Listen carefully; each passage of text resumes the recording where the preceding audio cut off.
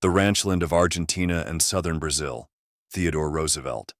In the fall of 1913, I enjoyed a glimpse of the ranch country of southern Brazil and of Argentina. It was only a glimpse, for I was bent on going northward into the vast wilderness of tropical South America.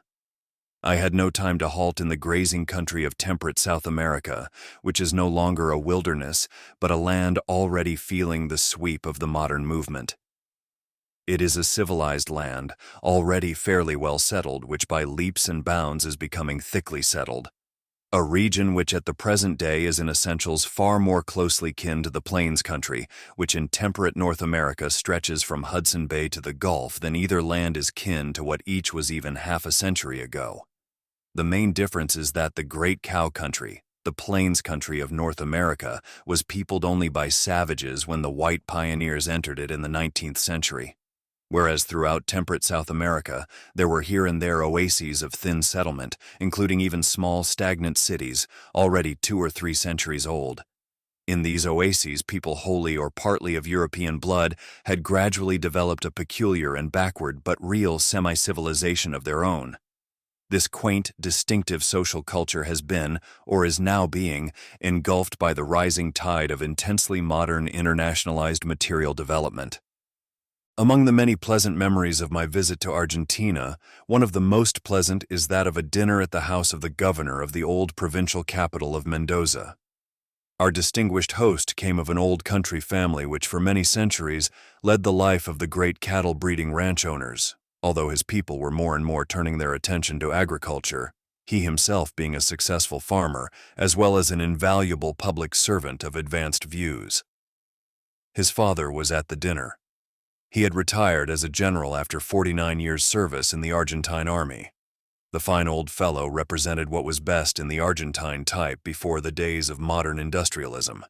A very vigorous and manly best it was, too.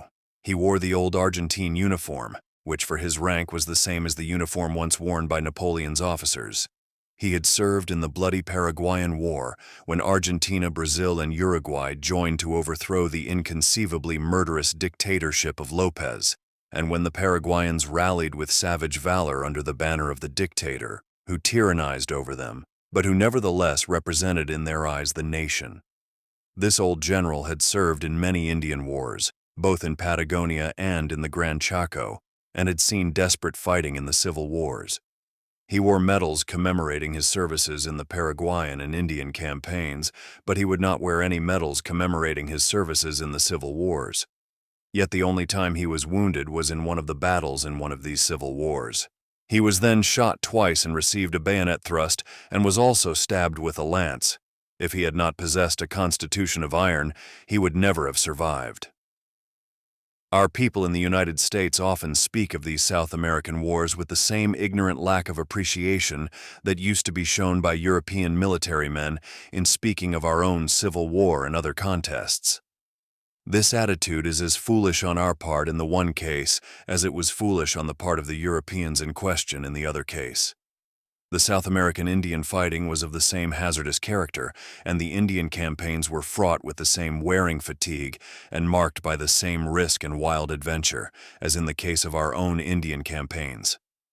In the Argentine civil wars, and in the Paraguayan War, as in the wars which the Chileans have waged, the fighting was, on the whole, rather more desperate than in any contest between the civilized nations of Europe from the close of the Napoleonic struggles to the opening of the present gigantic contest. There is no more formidable fighting material in the world than is afforded by certain elements in the populations of some of these Latin American countries. The general of whom I am speaking was himself a most interesting example of a vanishing type. Lovers of good literature should read the sketches of old-time Argentine life in Hudson's El Ombu. When they have done so, they will understand the strength and the ruthlessness which produced leaders of the stamp of the scarred and war-hardened veteran who in full general's uniform met us at dinner at the house of his son, the governor of Mendoza. The old-time conditions of gaucho civilization that produced these wild and formidable fighting men who fought as they lived on the backs of their horses have vanished as utterly as our own far west of the days of Kit Carson. The Argentine country life has changed as completely as the Argentine city life. They are gone, Those long years during which the gaucho rode over unfenced plains after gaunt cattle and warred against the scarcely wilder Indians with whom he vied in horsemanship and plainscraft and hardihood, and from whom he borrowed that strange weapon, the bolas. Even the southern Andes of what was once Patagonia are unexplored only in the sense that the Rockies of Alberta are not yet completely explored. Much of the former ranch country is now wheatland, where the workmen of foreign, especially Italian origin, far outnumber the men of old Hispano-Indian stock. Great cattle ranches remain, but they are handled substantially like great modern ranches in our own Southwest, and the blooded horses and high-grade cattle are kept in large fenced pastures. In most places, the gaucho has changed as our own cowboy has changed. He is as bold and good a horseman as ever, but it is only in out-of-the-way places that he retains all his old-time wild and individual picturesqueness. Elsewhere, he is now merely an unusually capable ranch hand. His employer has changed even more.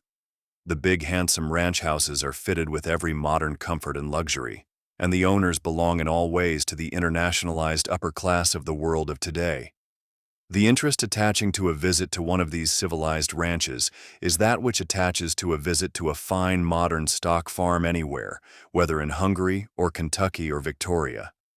But there is one vital point, the vital point, in which the men and women of these ranch houses, like those of the South America that I visited generally, are striking examples to us of the English-speaking countries both of North America and Australia.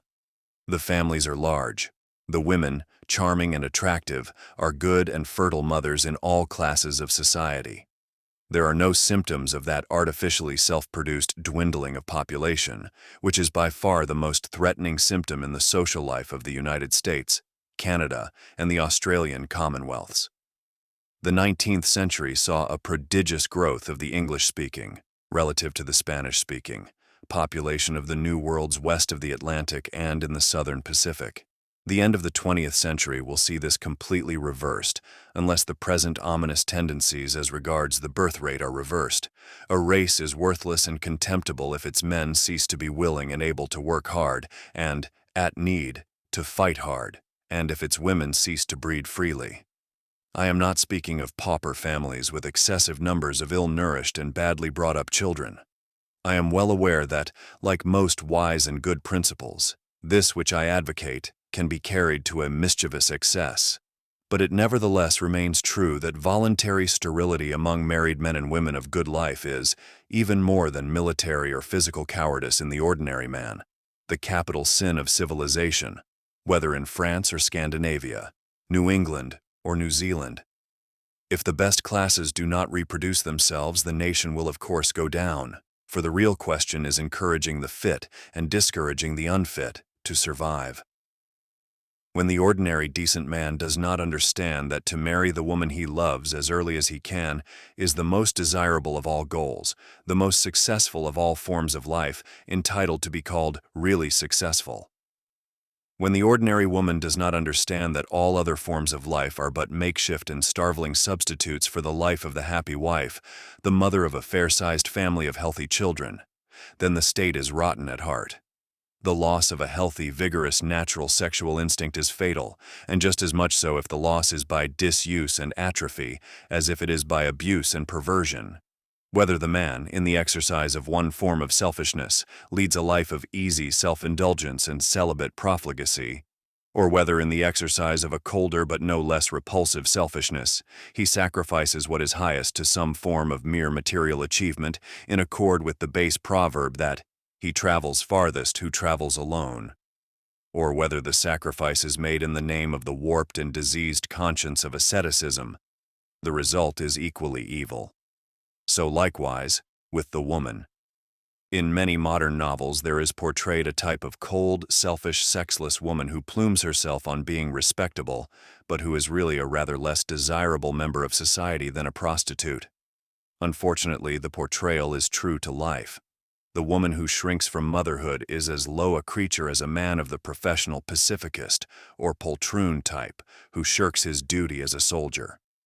The only full life for man or woman is led by those men and women who together, with hearts both gentle and valiant, face lives of love and duty, who see their children rise up to call them blessed, and who leave behind them their seed to inherit the earth.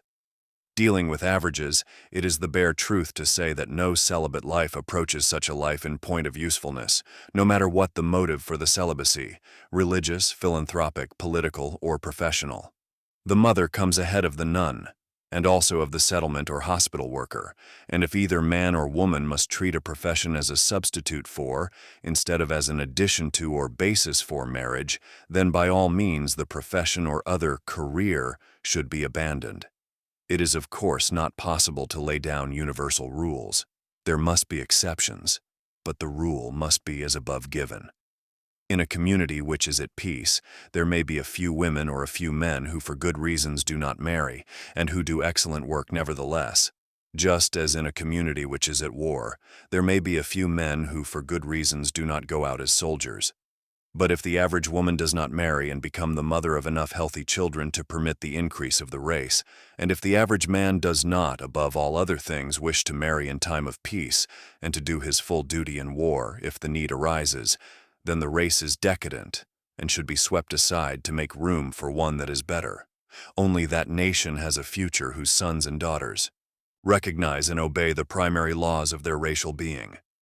In these essentials, Argentina, Chile, Uruguay, and Brazil have far more to teach than to learn from the English-speaking countries, which are so proud of their abounding material prosperity and of their widespread but superficial popular education and intelligence.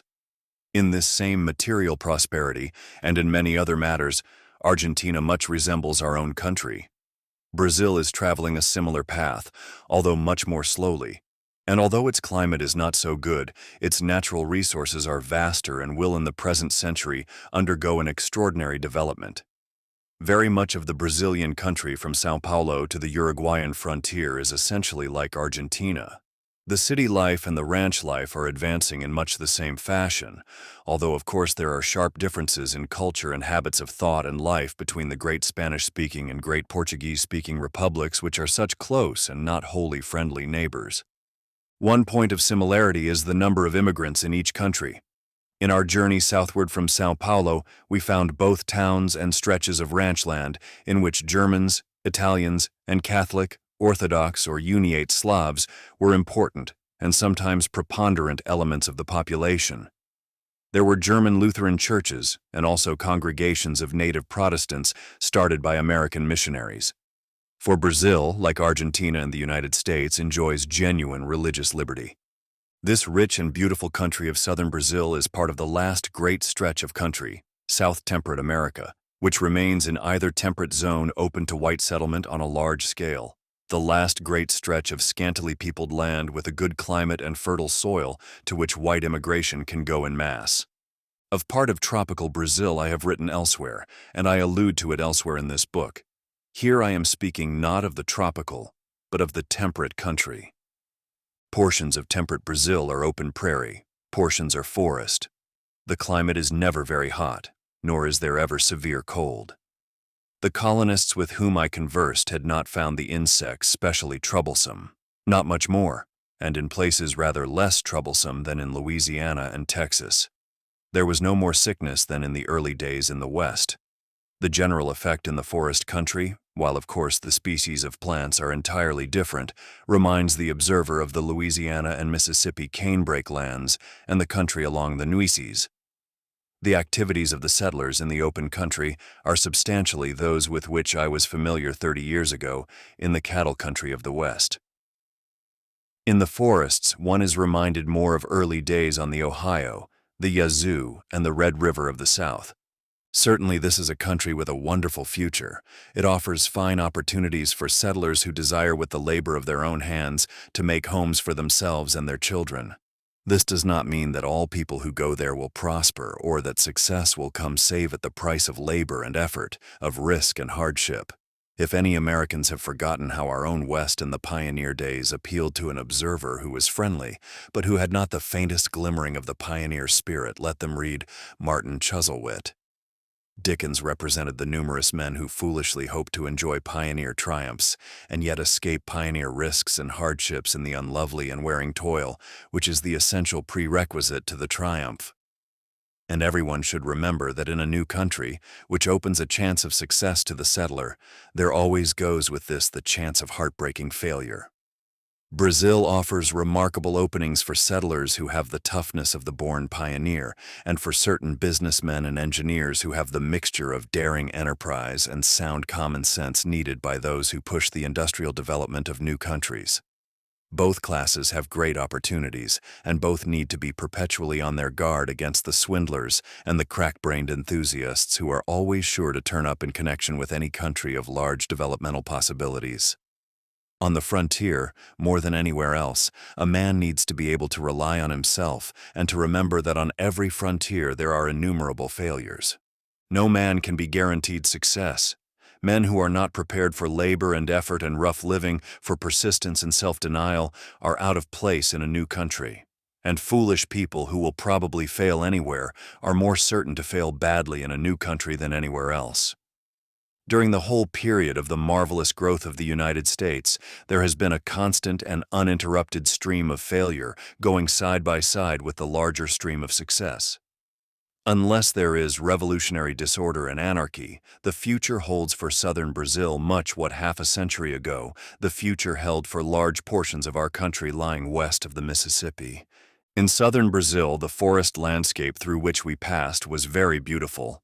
The most conspicuous tree in the forest was the flat-topped pine, the shaft of which rose like that of a royal palm. The branches spread out at the top just where the palm leaves spread out on the palm, only instead of drooping they curved upward like the branches of a candelabra. There were many other trees in the forests which I could not recognize or place. Some of them looked like our southern live oaks. Then there were palms and multitudes of big tree ferns. In places where these tree ferns grew thickly among the tall, strange candelabra pines, with palms scattered here and there and other queer ancient tropical plants, the landscape looked as if it had come out of the Carboniferous period, at least as the Carboniferous period was represented in the attractive popular geologies of my youth. There were flowers in the woods of brilliant and varied hue, although we saw but few orchids, and in the glades or spots of open prairie there were immense patches of lilac and blue blossoms. The flowering trees were wonderful. On some the blooms were blue, on others yellow. The most beautiful of all flamed brilliant scarlet. The trees that bore them, when scattered over hillsides that sloped steeply to the brink of some rushing river, made splashes of burning red against the wet and vivid green of the subtropical foliage. As we got farther south, I was told that there were occasional sharp frosts, but that the low temperature never lasted for more than an hour or so.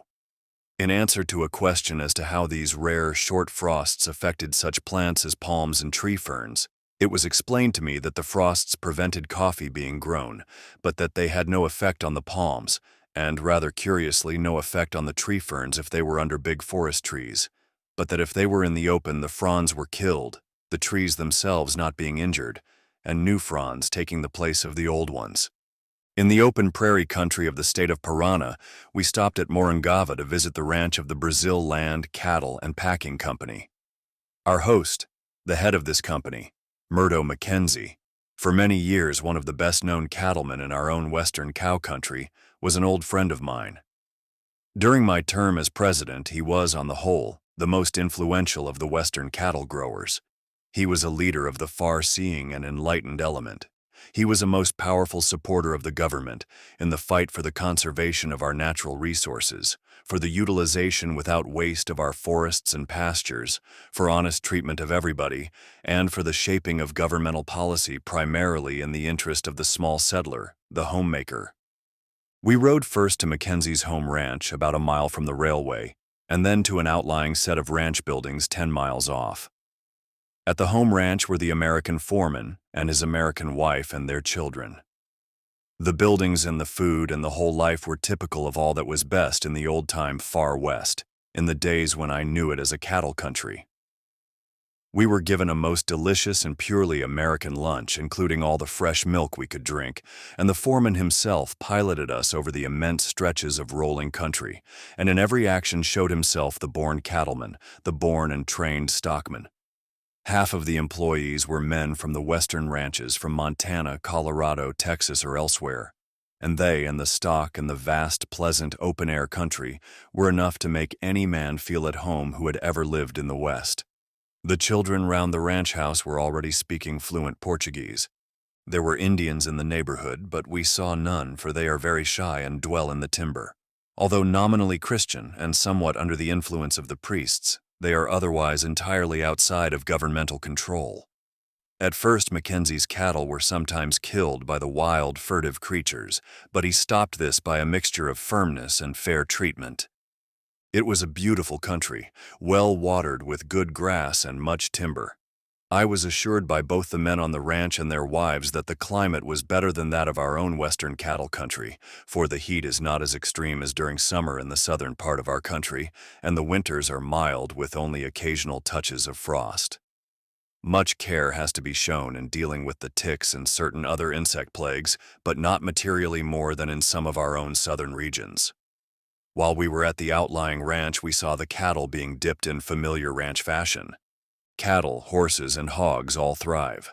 All the native stock offers material on which to improve. The company is carefully breeding upward, following precisely the same course which in Texas, for instance, has effected a complete substitution of graded beef and dairy cattle for the old longhorns. The native cattle are very distinctly better than the old Texan cattle, the native Mexican cattle. The Durham and Hereford bulls introduced from the States will in a very few years completely change the character of the herds. Good cows are kept in sufficient numbers to ensure a constant supply of the breeding bulls. In the same way, Berkshire boars are being crossed with the native pigs and blooded stallions with the native mares. In short, everything is being done exactly as on our advanced and successful ranches at home. The country is still largely vacant, and opportunities for development will be almost limitless for at least another generation. Aside from the extreme interest of seeing the ranch itself, the 20-mile ride was most enjoyable.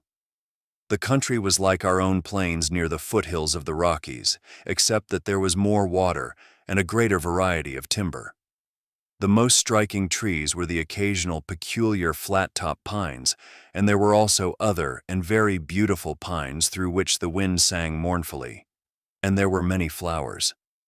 In one place we saw a small prairie deer, and in galloping we had to keep a lookout for armadillo burrows, just as we keep a lookout for prairie dog holes in the West.